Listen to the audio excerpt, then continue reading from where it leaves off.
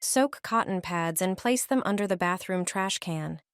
Silverfish will leave your bathroom for good, without using poisons or traps. Silverfish are insects that dislike light and feed mainly at night.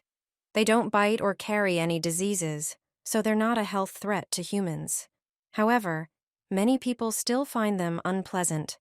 Don't leave damp towels on the bathroom floor, as moisture is something silverfish love.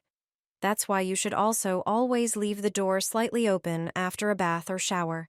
Silverfish avoid citrus scents and also dislike the smell of cinnamon or rosemary. Lavender repels them too. But you don't need to use these products all around your bathroom. Take a few cotton pads from the container and prepare some essential oils. Simply soak a cotton pad with your chosen oil. Rosemary or lavender work well. And then place it under the bathroom trash can. The scent of the oils will keep silverfish away. You can also leave a pad near the washing machine. If you add essential oils to warm water in a bucket and wash the bathroom floor tiles with it, the effect will be even better. This will discourage silverfish from visiting your bathroom.